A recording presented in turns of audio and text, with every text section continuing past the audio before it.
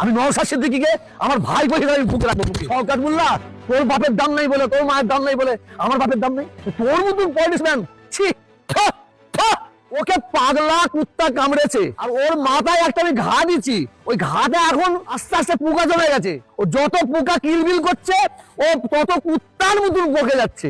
ও বলছে ফুরফুরা শরীফ থেকে। আমার নামটা সরে দিলে বাসন মাজার কি পেট বানানোর জায়গা জায়গা পাবেন না, জায়গা পাবো না। এই শওকত, এই কোন বক্তা, এই জুনিয়র আবু জেহেল শোন, তোর নাম থেকে যদি মোল্লাটা সরিয়ে নিয়ে নেয়, মোল্লাটা সরিয়ে নেওয়া হয়, তোর মুখে কুত্তা পিচ্ছাপ করবে, তাও পিচ্ছাপ করতে লজ্জা পাবে, কিন্তু তোর মুখে কুত্তা পিচ্ছাপ করবে। আমার পরিচয় কি সারা ভারতবর্ষের মানুষ জানে। তোর সার্টিফিকেটের দরকার হবে না, তোর সার্টিফিকেট দরকার হবে না, তোর বাবার সার্টিফিকেট দরকার হবে না।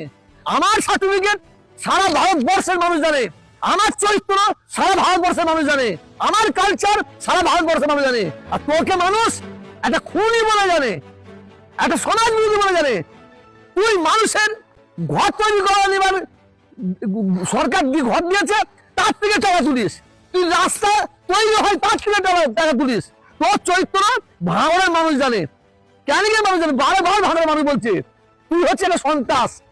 আর ভাঙড়ের মানুষ বলে গেছে সরকার শোন, তুই যে রাস্তায় হাঁটবি সেই রাস্তায় সামনে দাঁড়িয়ে তোর দিকে ছায়া দাঁড়িয়ে আছে, এটা মাথায় রাখবি। তুই পিরান করছিস, ভাঙড়ের মানুষ এসে বলে গেল, ক্যানিকের মানুষ এসে বলে গেল, তুই এইরকম কত মায়ের গোল খালি করবি, কত মায়ের গোল খালি করবি। ভাঙড়ের মানুষ বলে গেল তুই পিরান করছিস, তৃণমূলের কয়েকটা